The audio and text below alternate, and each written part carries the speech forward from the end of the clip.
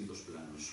Un primeiro plano sería reivindicar e traballar con investigadores de longa trayectoria que teñen feito traballos moi notables e que moitas veces é moi difícil, non hai coleccións específicas para que eles poden sacar os seus traballos adiante. Outra necesidade que víamos era atender as gravacións históricas. Polo resto comparten, basicamente, hai algúns puntualizacións, unha lógica xeral para a colección. Sempre hai unha entrevista ao comezo, moi xenérica, moi para todos os públicos, o sea, chegar e entender a importancia destes personaxes, qual é o contexto. Nos parece fundamental ese papel divulgador. Neste caso hai un ensaio que fai Xavier sobre quen documenta a Ovequero Campañón, sobre esas grabacións de Filgueira Valverde, e logo sempre hai tamén unha análise bastante específica, musical, sobre o músico, a reseña biográfica, por suposto, e o análise do repertorio, dos instrumentos, da técnica interpretativa, do que podamos saber, non? E finalmente vai a colección de as partituras, non? As partituras nos parecemos fundamentais, nos ofrecen outra información, a parte das grabacións, o sea, eso que se complementa moi ben, e ofrecendo tamén a posibilidad de que se sean un recurso pedagóxico para moita xente. Que levamos publicados até o momento,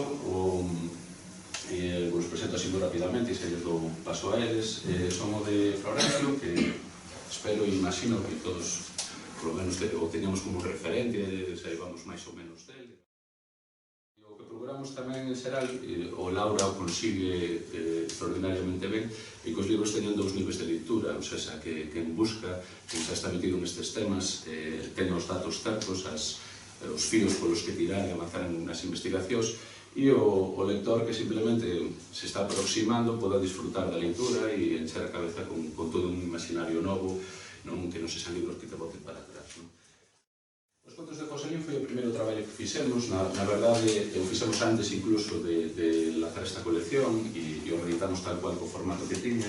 Joselín era, na verdade, se chamaba José Ramírez de Vicente, que era aquí de Vigo, ainda que naceu aquí en Vigo, perdón, ainda que era de Bayona, viviu no Castelo de Bayona nun tempo.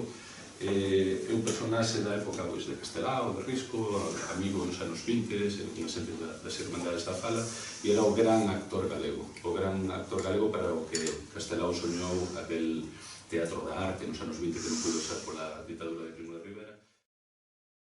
O Adelino Pichel, ainda que realmente o libro xa o fabricamos fai cousa de 6 meses e xa o pusemos en distribución, vamos a presentalo o mércores da semana que ven en Forcarei. Non se pudo presentar por varios motivos até o de agora. Na verdade, é o novo lanzamento, que xa non chegamos a presentalo.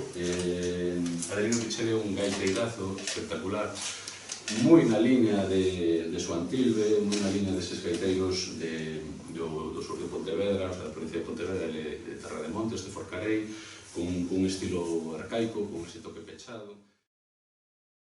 Amadeo Goyanes, unha das nosas obsesións, o estudo da sanfona ibérica, galega, neste caso, como sabedes, en torno aos anos 20 o instrumento xa non funcionaba espontaneamente, os últimos tocadores son un pouco dese período de 3 séculos, e hai esas dúas grandes figuras que sempre temos na cabeza, Faustino Santalices e Perfecto Feixóo, que o suben aos escenarios, comecen a reivindicalo, e gracias a ese traballo hubo unha serie de continuadores moi oscura, moi descoñecida, até que realmente arranca a Universidade Popular aquí en Vigo, con Antón Corral, e empeza unha segunda regeneración do instrumento. Nese período oscuro, un dos personaxes fundamentais é Amadeo Goyanes, en Monforte.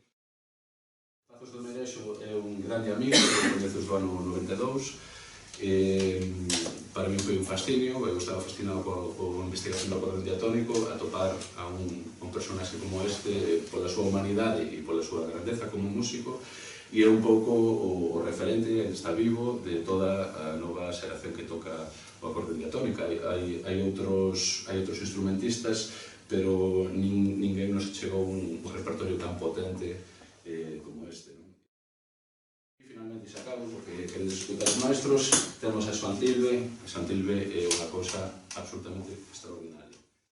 E era o gaiteiro Campañón. Era un personaxe absolutamente oscuro, que non sabíamos nada, prácticamente, unhas marchas aí procesionais. Bueno, co paso dos anos, que vamos todos aprendendo un pouco, fomos aprendendo quen era ese gaiteiro Campañón, identificando un gaiteiro clave no período de 3 séculos, pero que seguiu un activo, na verdade, hasta casi o momento da súa morte. Morre no 50 e as grabacións son no 47.